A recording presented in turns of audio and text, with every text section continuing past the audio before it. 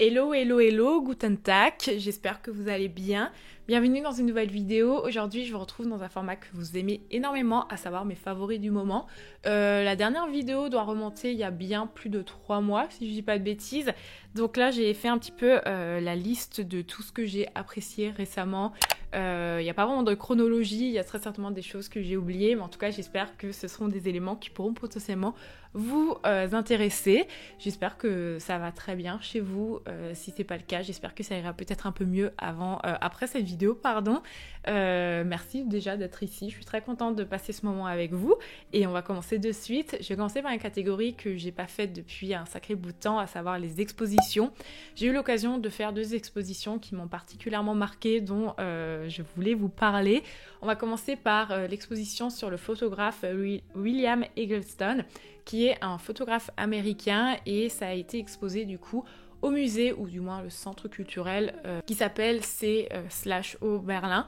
C'est un musée où il n'y a pas vraiment d'exposition permanente, donc je sais pas exactement quelle est la fréquence, mais je pense que c'est peut-être une fréquence trimestrielle, voire un peu plus longue, où voilà, il y a des expositions qui changent constamment, et pour le coup, la plupart des expositions que j'ai eu l'occasion de faire ont toujours été hyper intéressantes. Et pour le coup, celle sur William Eggleston était vraiment très chouette également. Je vous avoue que c'était une exposition qui était plus de l'ordre esthétique. Il n'y avait pas réellement En fait, on n'a pas réellement appris des choses fondamentalement, c'était des belles images à regarder, surtout qu'il explique dans sa pratique de la photographie qu'il prend en photo un petit peu les choses qui l'inspirent, qu'il n'y a pas réellement de façon de, on va dire, d'organiser son travail. Et ça fait du bien aussi, et je sais que des fois dans l'art, on veut toujours prouver, on veut toujours expliquer telle ou telle chose, mais parfois ça fait juste du bien de voir des choses qui sont belles, et les photos sont belles, et si vous êtes intéressé dans la photographie, je vous invite vraiment, vraiment à aller voir cette exposition. Je vous mettrai les dates ici si jamais vous êtes à Berlin ou si vous avez prévu de passer par ici. Une autre exposition qui cette fois-ci a été très certainement une des meilleures expositions de toute ma vie. Très honnêtement, je pense que ça rentre dans mon top 3 des meilleures expos que j'ai eu l'occasion de faire.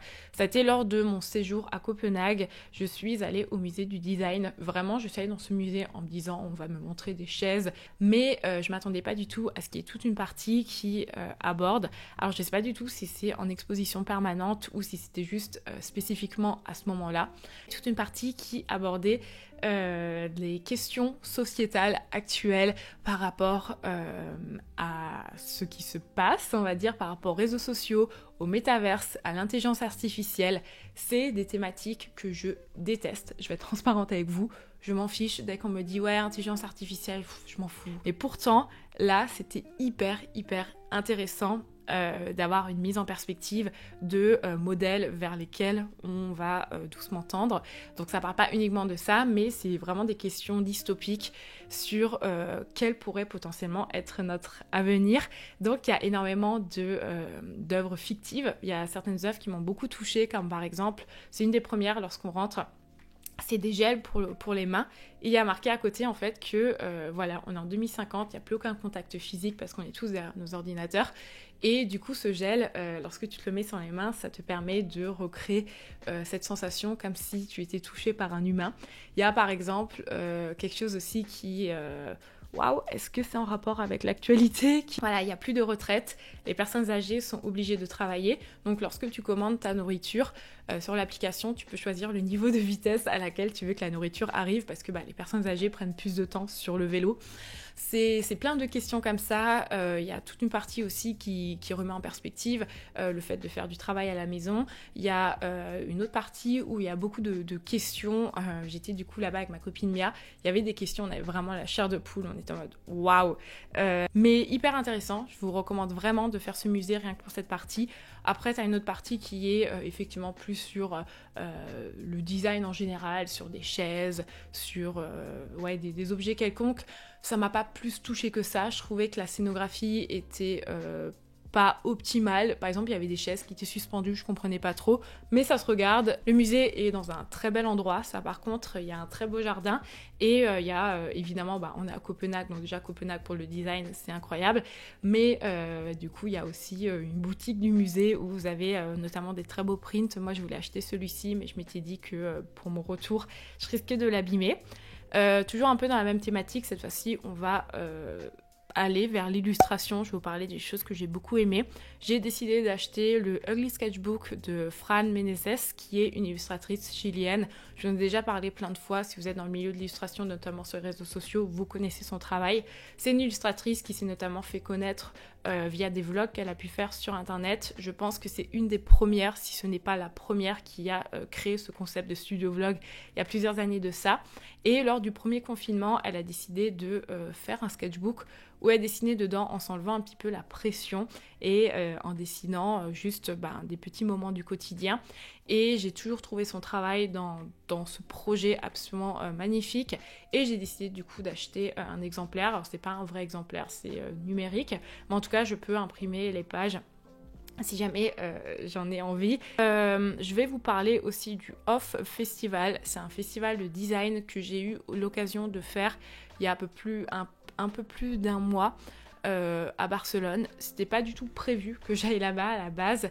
Et en fait, ça s'est un peu fait par un concours de circonstances. Et je me suis dit, en vrai, Luisa, vas-y, c'est toujours bien de se former, c'est toujours bien d'apprendre des choses. Et pour moi, ça a été sans doute une des meilleures décisions que j'ai pu faire. Malheureusement, j'ai la sensation que j'arrive pas à évoluer dans mon activité comme je souhaiterais évoluer, pour l'unique raison que je suis seule. J'ai personne en fait autour de moi, j'ai pas un directeur artistique, j'ai pas quelqu'un qui peut me donner des conseils, on va dire, grosso modo. Donc toute ma pratique de l'illustration, le seul regard que j'ai dessus, c'est le mien. Et j'arrive pas forcément à évoluer aussi rapidement que je souhaiterais le faire. Et là, le fait d'avoir été dans une formation, et là, le fait d'avoir été dans une conférence où énormément de personnes ont parlé de leurs expériences en tant qu'indépendants, en tant que personne dans une agence, ça m'a énormément appris. Et c'est vrai que sur le coup, je me suis dit, ouais, 300 €, c'est énorme. Et en fait, je me suis dit, Luisa, il faut que tu les investisses. À un moment, c'est 300 €, quitte à le faire une fois dans l'année. Ça te fait à peu près une trentaine d'euros dans le mois, mais ça te permet d'apprendre, ça te permet d'avoir accès à des ressources auxquelles tu n'as pas forcément accès tout le reste de l'année. J'ai notamment pris beaucoup de notes, là je les ai devant moi et puis je vais vous en partager certaines qui selon moi ont du sens. Une des premières conférences que j'ai pu faire, ça a été par Panic Studio qui font du motion design. Et ils expliquaient un truc qui est assez rigolo. Enfin, c'est pas du tout rigolo, on devrait pas rigoler de ça. Mais vraiment un vrai constat qui dit que peu importe où t'en es dans l'industrie, peu importe le client pour qui tu travailles, ils n'ont jamais de budget et ils ont toujours un temps hyper serré. Ils parlaient notamment d'un projet qu'ils ont eu l'occasion d'avoir avec McDonald's. Et même McDonald's vont vous dire, les gars, on veut que le truc soit fait en 10 jours alors que ça prend 30 jours. Donc c'est un peu un côté rassurant aussi de se dire, en fait, c'est pas que moi qui galère parce que je suis indépendante, parce que je débute entre guillemets. Même des boîtes qui sont là depuis des années, qui sont installées, effectivement, elles font face à toutes les problématiques et c'est une problématique qui est vraiment liée à notre industrie. Il y a aussi Gavin Strange qui a dit un truc vraiment trop chouette, qui disait que le travail, en fait, c'est comme une relation. Il faut travailler pour faire durer la phase de motivation, la phase de honeymoon un petit peu, du coup cette phase de lune de miel, et ça a énormément résonné en moi. Moi j'ai vraiment des périodes où je suis en mode j'ai plus envie de travailler, c'était le cas pendant des mois en fait là, alors qu'en fait c'est comme une relation. Évidemment au début lorsque tu te lances en tant que freelance, t'es tout feu tout flamme, t'es en mode yes, j'ai hyper de motivation, je vais faire plein de contenu, je vais créer plein de choses, je vais tester plein de techniques, et après t'as tes premiers clients et t'as une sorte de démotivation. Et si par exemple comme moi tu fais de la création de contenu, tu peux même te permettre d'avoir des pauses qui sont hyper longues où tu vas par exemple pas créer de contenu. Et lui il dit vraiment il faut travailler là-dessus en fait, qu'il y a quelque chose de sain qui peut se créer. Il y a aussi une personne qui travaille pour le média Nice Date qui est venue, donc hyper contente d'avoir pu avoir accès à ça. Une de mes conférences préférées, et pourtant au début je me suis dit que j'avais pas envie d'y aller parce que je suis vraiment pas intéressée par la 3D, mais c'était la conférence de Eva Kremers, qui est une artiste qui fait des illustrations trop mignonnes et elle bosse sur la 3D. Elle disait crée le boulot pour lequel tu as envie d'être embauché. Si ton rêve c'est de bosser dans le packaging, crée des projets fictifs de packaging. Par exemple, elle disait que au début, elle travaillait que pour des boîtes, pour des enfants, ce qui lui plaisait beaucoup, voilà, de faire des illustrations pour, je sais pas moi, par exemple des vêtements pour des enfants, ce genre de choses. Mais au bout d'un moment, elle s'est dit j'ai envie d'être dans des boulots qui sont peut-être un peu plus je dirais pas si c'est mature, mais en tout cas adulte. Et alors, elle s'est dit, à ce moment-là, ce que j'ai fait, c'est que j'ai créé des projets fictifs, par exemple pour de la parfumerie. Elle a aussi dit quelque chose qui a beaucoup résonné, qui est le fait que... elle a dit vraiment littéralement en mode Don't have to be the best to become the best. Apprenez à déléguer les copains. Elle a parlé d'un projet où elle disait moi je suis super talentueuse en 3D mais je sais pas faire de motion design, donc pour animer mes illustrations en motion design je les ai fait déléguer. Et ça c'est hyper important. C'est ok en fait de pas tout savoir, et au contraire c'est même mieux de vous spécialiser dans quelque chose. Si par exemple vous voulez vous spécialiser comme elle dans la 3D, bossez à fond la 3D, et si vous savez pas faire du motion c'est ok, il y a d'autres personnes qui savent le faire, et au moins les gens pourront vous embaucher pour votre compétence spécifique qui est le 3D plutôt qu'un motion qui est fait à moitié parce que vous avez juste regardé 2-3 tutoriels. Et un truc aussi qui est hyper important, et ça c'est la plupart des gens qui l'ont dit, vous savez à combien d'abonnés elle s'est fait repérer? Elle en avait 300 sur Instagram.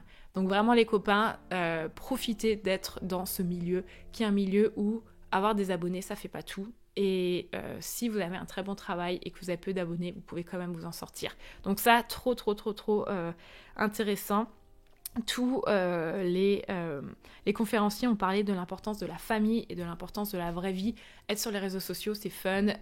Essayer d'avoir un maximum de projets, ok, c'est fun aussi. Mais le plus important, c'est la vraie vie, et vraiment, n'oubliez pas ça. D'autres petites choses que vite fait, je peux vous donner aussi par rapport à cette conférence. Il y a Dave Segwick de Studio DBD qui dit que les idées sont partout et qu'il ne faut pas toujours regarder Pinterest. Lui, il parlait de projets qui étaient hyper intéressants. Il y a par exemple un des projets qu'il a pu faire. En fait, il était en train de dessiner, il y avait sa fille à côté. Sa fille, elle a fait des illustrations, elle a dit « Regarde papa, je suis une graphiste comme toi ». Il a vu le dessin, il s'est dit « Tu sais quoi, je vais utiliser ce dessin pour un packaging ». Un des studios qui m'a le plus, oh mon dieu les gars, qui m'a scotché, ça a été Studio Malls, qui est un studio qui va venir fabriquer eux-mêmes leurs propres objets. Lorsque tu regardes ce qu'ils font, t'as vraiment l'impression que c'est de la 3D, mais en fait non, ils font tout eux-mêmes, et ça m'a scotché. Et ce que j'ai beaucoup aimé, c'est que je trouvais qu'il y avait vraiment ce côté un petit peu d'enfant intérieur, de venir à nouveau fabriquer des choses, ce dont on pense pas en fait, et prendre du temps pour faire les choses. Aujourd'hui, j'ai vraiment l'impression qu'on est arrivé dans un système, notamment avec les réseaux sociaux, de créer à outrance. Créer du contenu rapide, créer du contenu qui se jette, parce qu'il ne faut pas croire, les reels que vous faites, ils sont consommés pendant 6 secondes, ils sont jetés à la poubelle.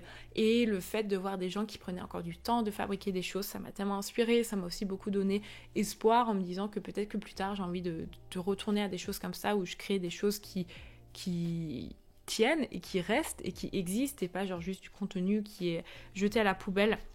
Donc vraiment trop intéressant si vous avez l'occasion de faire cette conférence ou n'importe quelle conférence, si vous êtes indépendant. Honnêtement, investissez dedans, dites-vous, je sais pas moi, je mets 30 € par mois pendant une année, parce qu'en fait t'apprends tellement, et je trouve ça hyper riche d'avoir des retours extérieurs. Maintenant je vais vous parler du travail de 2 personnes que j'ai repérées sur Instagram. Il va y avoir Anissa Macoul, qui est une illustratrice qui va beaucoup travailler avec la gouache. Je l'ai notamment découvert via des reels. Malheureusement je trouve que la qualité de ses reels n'est pas optimale, c'est légèrement flou, mais son travail est hyper... je sais pas, moi il m'apporte juste de la joie quand je le vois, et il est très saturé, et c'est vraiment très joli ce qu'elle fait.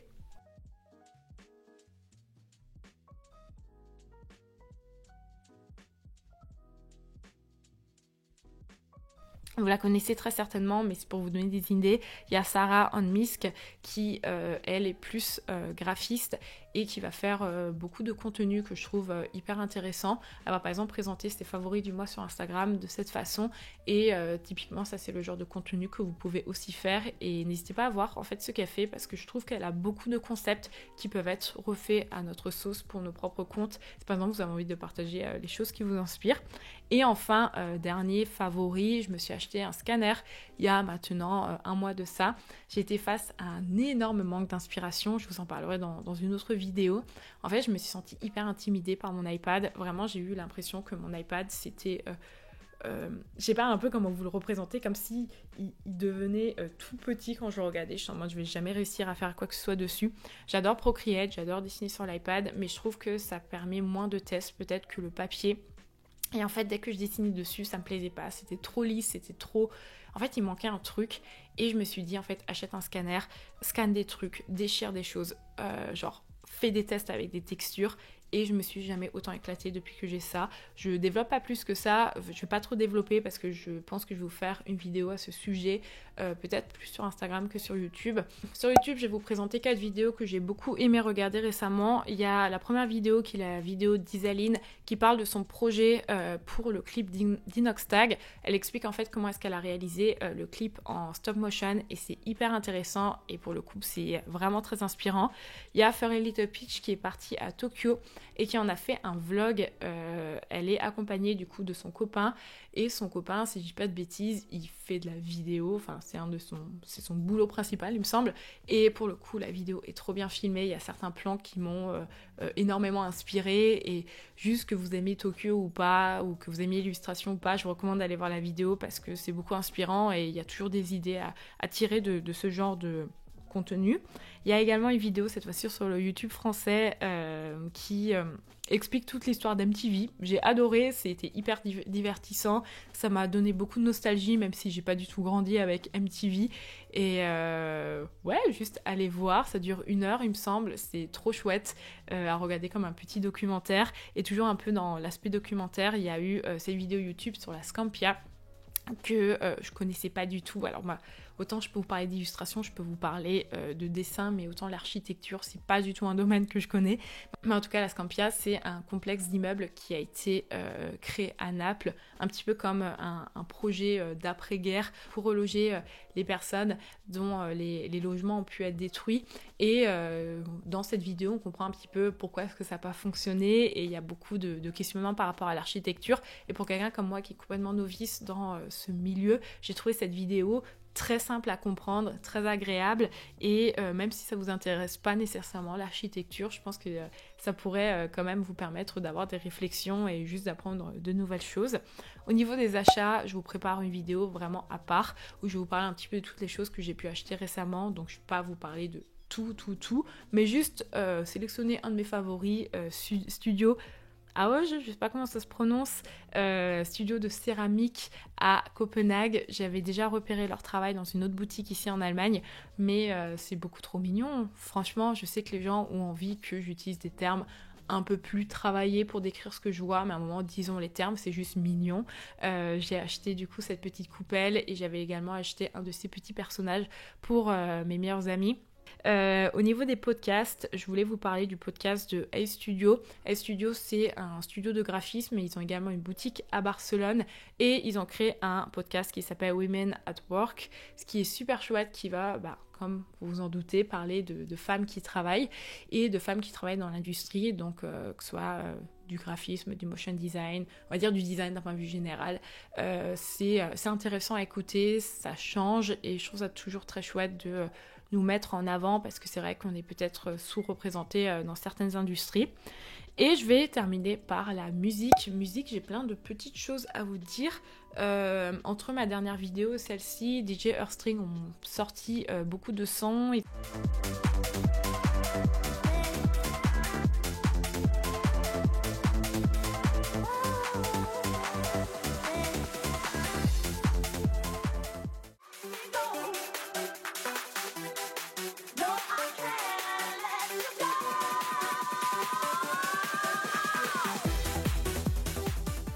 J'aime énormément ce qu'ils font, c'est vraiment un petit peu ma découverte depuis que j'ai déménagé à Berlin.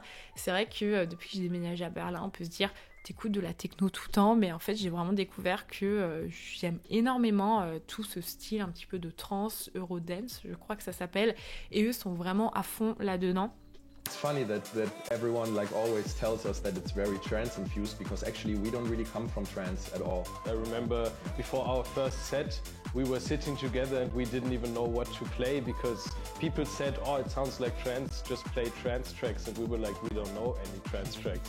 I think it takes more inspiration from Eurodance, also a lot from Italo Disco. Et je suis très contente parce que j'ai eu aussi l'occasion de les voir il y a 2 mois à peu près. Il y avait une soirée Boiler Room ici à Berlin, à l'Anomalie d'ailleurs, et ils ont joué, enfin il y avait seulement un des deux, parce que l'autre était malade, et c'était trop chouette. Et j'ai pas vraiment plus de choses à vous dire, genre fondamentalement dans la musique, et donc je vais vous laisser avec ma petite playlist du moment.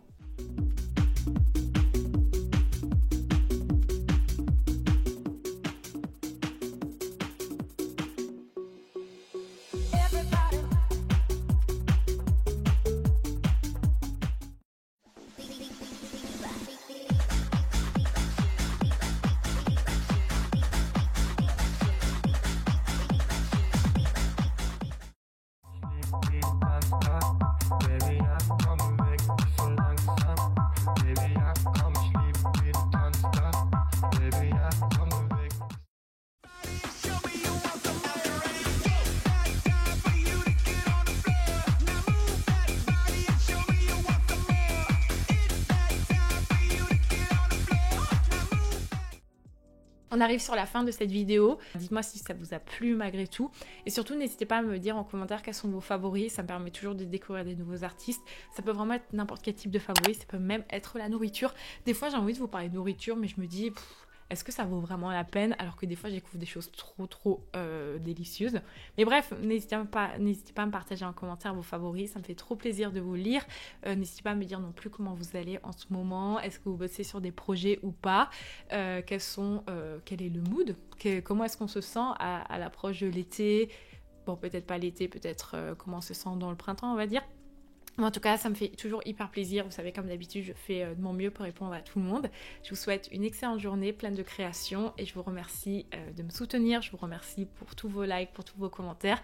Et merci, j'essaie de vous envoyer un maximum d'amour. Regardez, j'essaie de faire comme la Gen Z et faire des cœurs comme ça. Bref, plein d'amour. À bientôt.